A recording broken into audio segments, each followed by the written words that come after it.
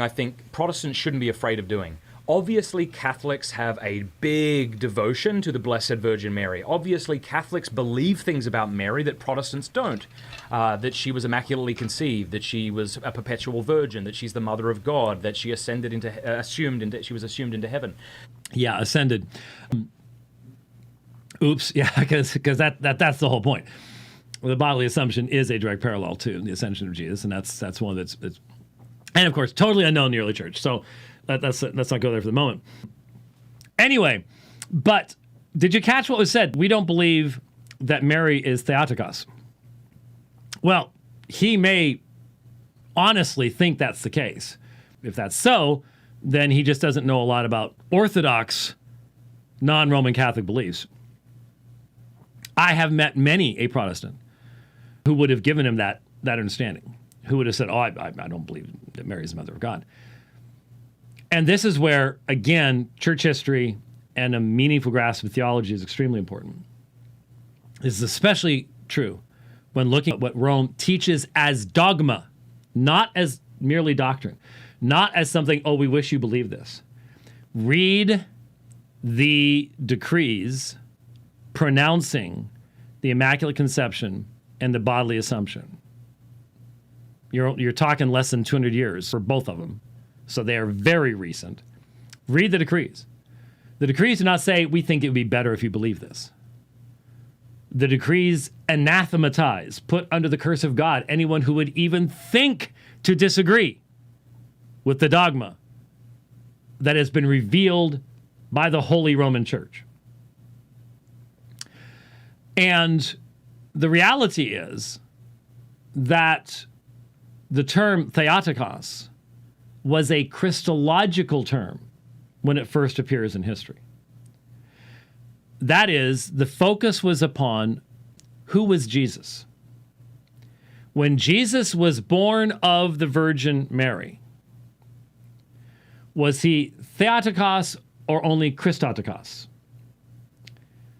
Now, I've mentioned a number of times before, there's a great deal of argumentation amongst church historians about one of the primary individuals involved in this controversy, a fellow by the name of Nestorius. A lot of modern historians would say that Nestorius probably was not a Nestorian in the later definition of Nestorian that was developed over time.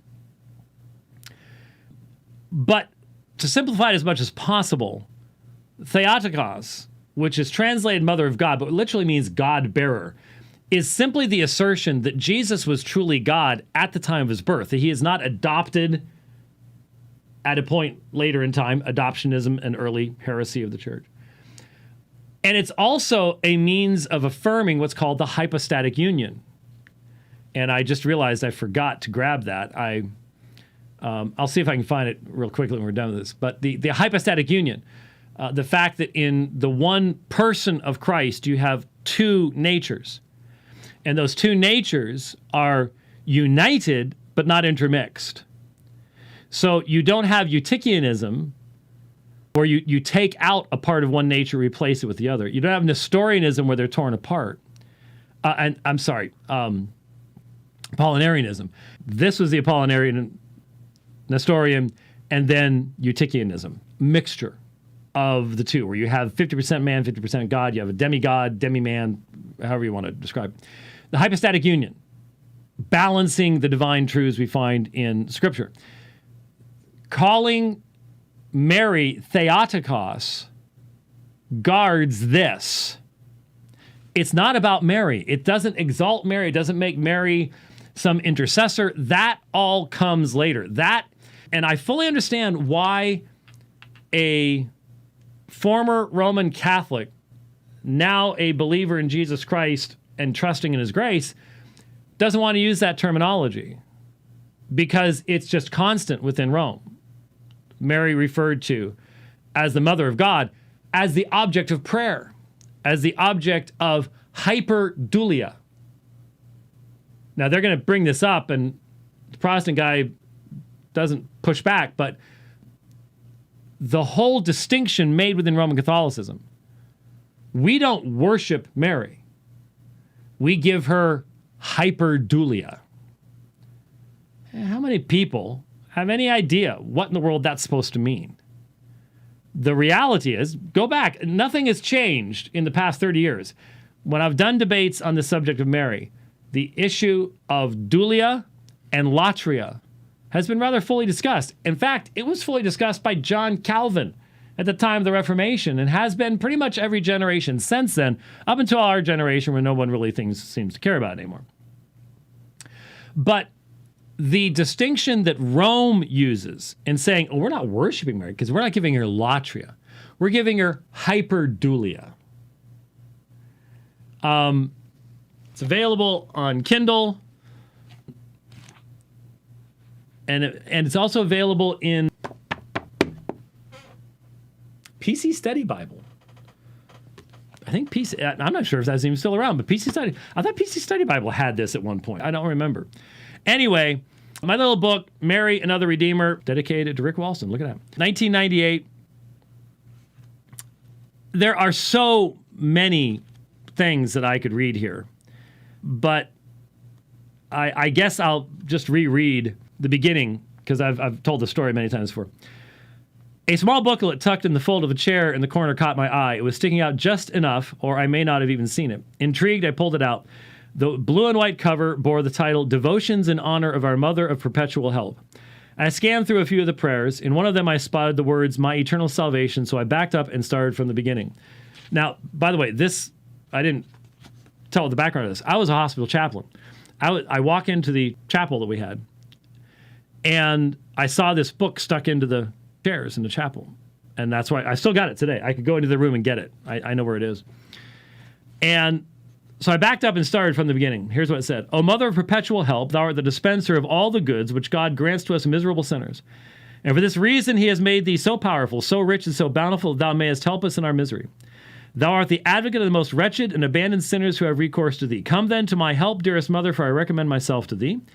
In thy hands I place my eternal salvation, and to thee do I entrust my soul. Count me among thy most devoted servants.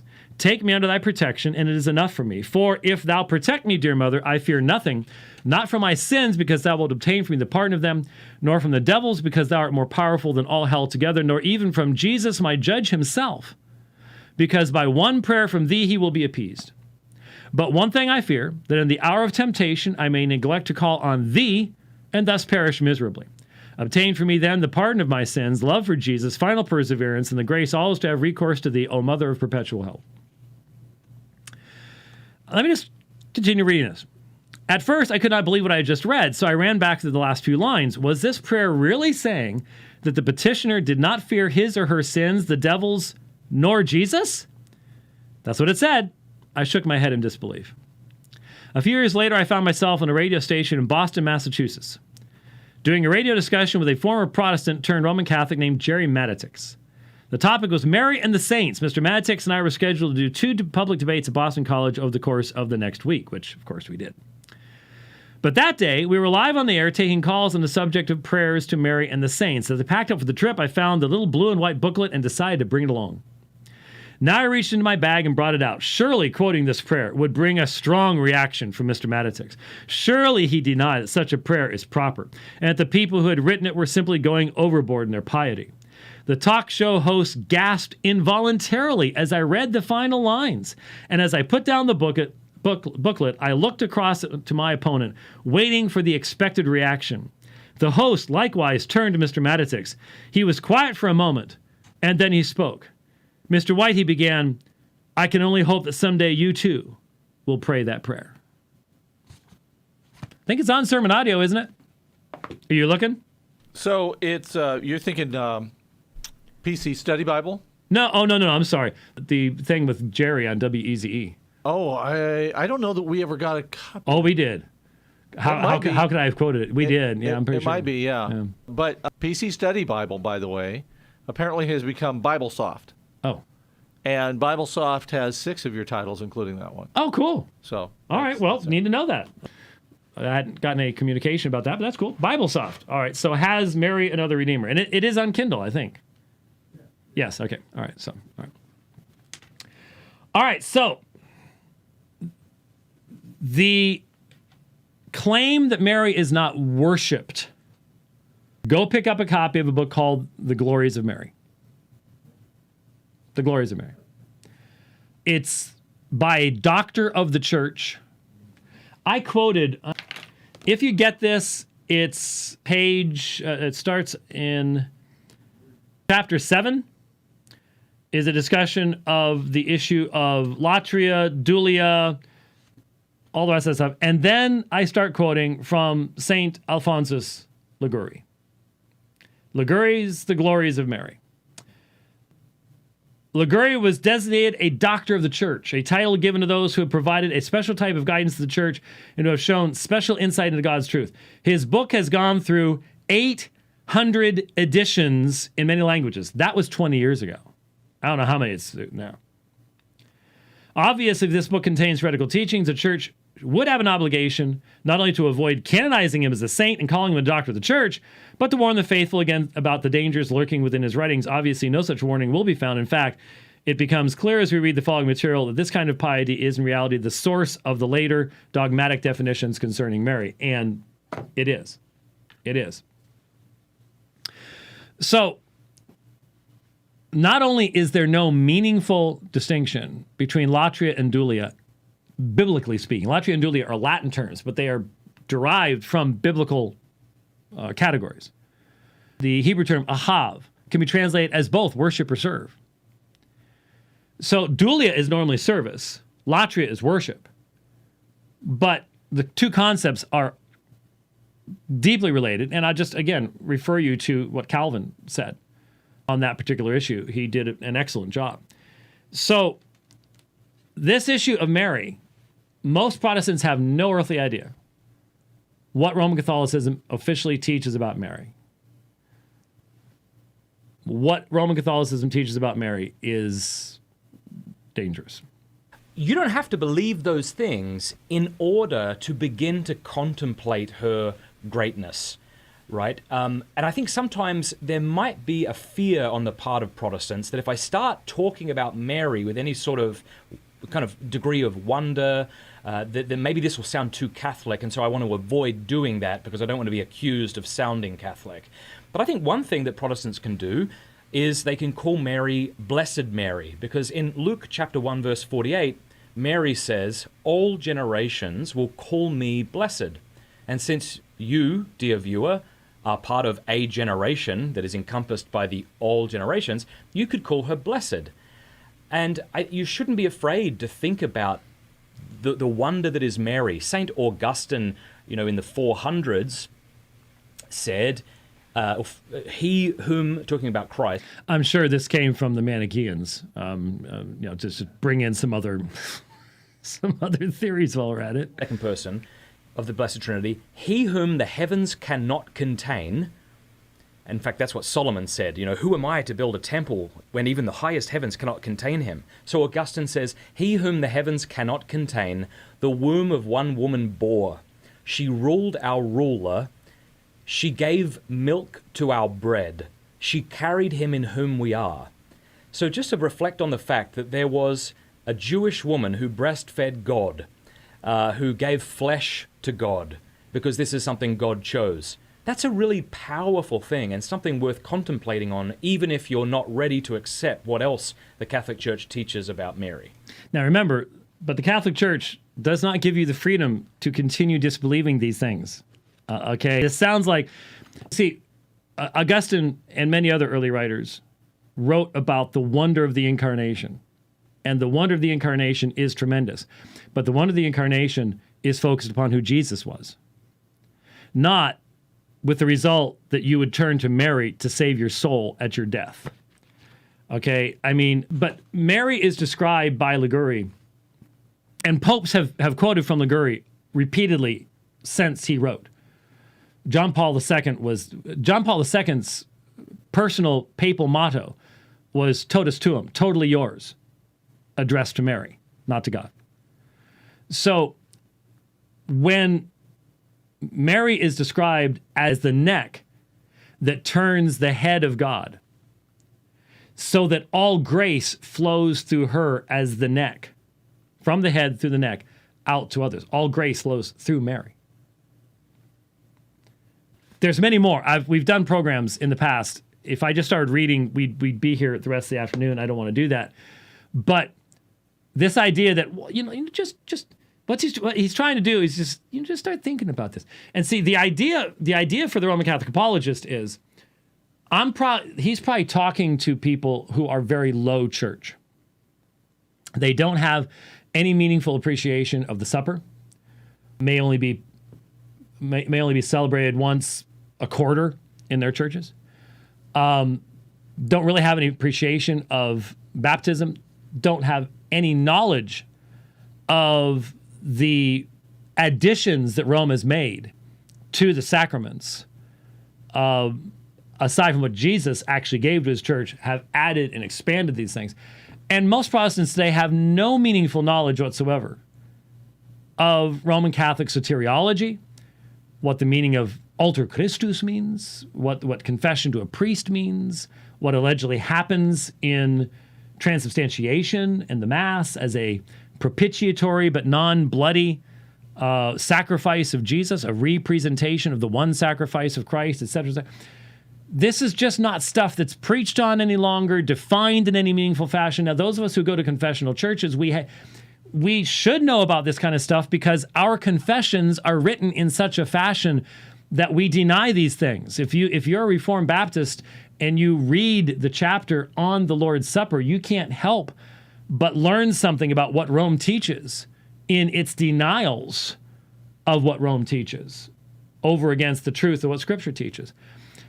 So it seems to me that our Roman Catholic friend here is just trying to say, stick your toes on in. It's just fine because no one knows there's alligators down there. You're just going to chomp the suckers right off once you dive in. With everything else that Rome demands that you actually believe based upon her dogmatic teaching that she and she alone has the authority to interpret Scripture. Because Scripture is a subset of sacred tradition. And she, as the infallible church, has that authority. Now, that's a real tough argument to make right now with the Pope that you currently have. It's a real tough argument. But that's the argument that's been made for a long, long time. And that's still the Roman Catholic argument. It just has to be nuanced big time right now with Frankie, the dude. Yeah, so I on the subject of Mary, I think you're right that Protestants and Catholics have a lot of different views on this. There's a lot of things that Protestants don't necessarily commit themselves to by being a Protestant. But when it comes to calling Mary blessed, I think that is appropriate. I think that you can do that. It's even, as you said, it's mentioned in Luke 1:48. So a Protestant... Just remember, Rome has taken every single verse about Mary that can even be stretched to be made to apply to Mary and built entire skyscrapers of dogmatic theology upon verses that never intended to communicate anything like that. So Mary is blessed, but Rome has taken that blessed and made her immaculately conceived and sinless, both before her birth as well as throughout her life, so that she then can be bodily assumed into heaven and act as a co-mediatrix and co-redemptrix.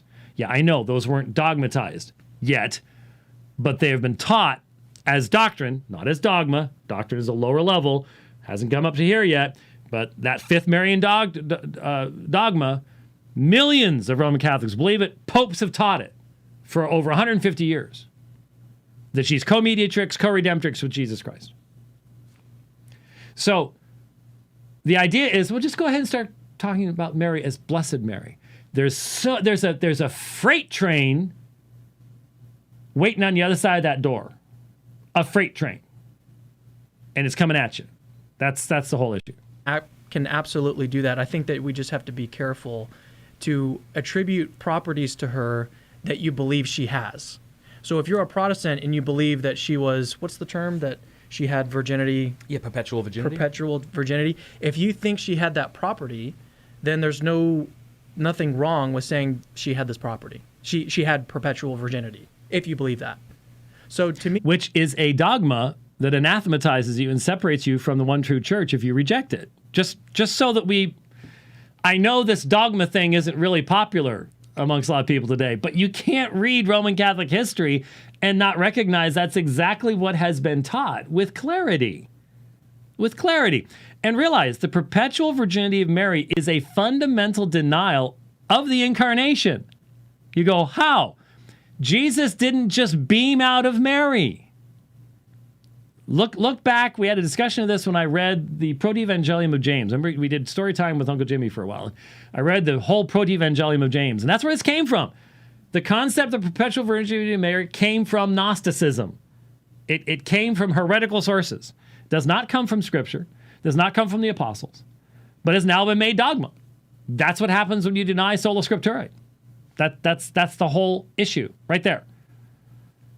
Is that Mary maintained her physical virginal reality even through the birth of Jesus. That means Jesus beamed out. You can't have a baby and have everything intact. Not possible. Not physically possible. So a miracle took place and Jesus beams out. So much. I mean, that fits within Gnosticism because Jesus doesn't have a physical body in the first place. Gnosticism, that's fine. But that's where it came from. Honest historians recognize that's where it came from. And yet it's a dogma. Why do they believe it's dogma? Because Rome says so. Because Rome, sola ecclesia, the ultimate authority of the church. Denial of sola scriptura. Yeah, I think it really just comes down to, like, what do you think is true about Mary? And then you can say that that's true about Mary. And, like, what's controversial about that? I don't really see. Yeah.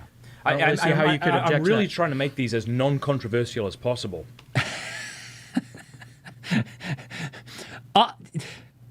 Just read the actual papal pronouncements.